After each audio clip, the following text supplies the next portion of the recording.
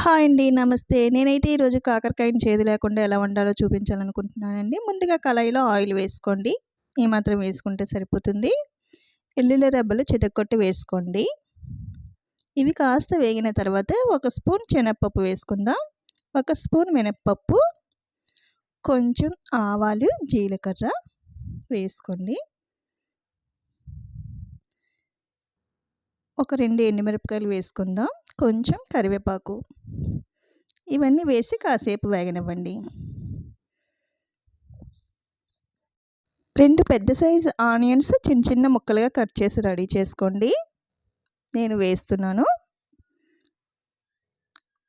ఒక 3 కాకరకాయలు కూడా చిన్న సైజు లోపల గింజలు తీసేసి చిన్న సైజు ముక్కలు కట్ చేసి రెడీ చేసుకోండి. ఇవి కొంచెం వేగే వరకు మూత పెడదాం. ఇగో ఈ మాత్రం వేగాయి కదా, సరిపోతాయి. ఇవి వేగిన తర్వాత కాకరకాయలు వేసుకుందాం.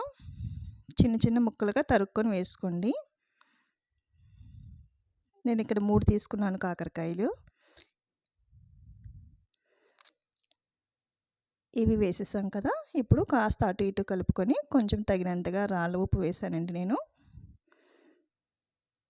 మూత పెట్టేయండి. ఇది కాస్త 10 నిమిషాలు పడుతుందండి. ఒక్కసారి వేగాయేమో చూద్దాం. ఇంకొంచెం వేగాలి.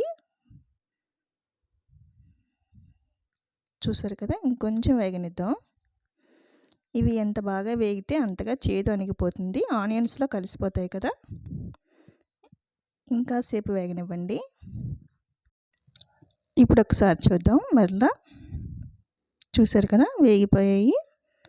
ఆయిల్ కూడా సెపరేట్ అవుతుంది కదా. ఇలా వేగిపోయిన తర్వాత తగినంత కారం వేసుకొని కాసేపు వేగనివ్వండి. ఒక 5 నిమిషాలు వేగితే సరిపోతుంది. కారం వేసిన తర్వాత కాసేపు కొంచెం కలిపి మూత పెట్టేయండి. ఒక 5 నిమిషాలు మొత్తం చక్కగా మగ్గిపోతుంది. ఇంతేనండి, సింపుల్గా అయిపోతుంది. చాలా బాగుంటుందండి. చేదు అది ఉండదు. ఒక్కసారి నేను చేసిన పద్ధతిలో మీరు చేయండి. చాలా బాగుంటుంది. చేదైతే ఉండదు. నచ్చితే లైక్ చేయండి, సబ్స్క్రైబ్ చేసుకోండి, బెల్ ఐకాన్ ఆన్లో ఉంచుకోండి. Thanks for watching.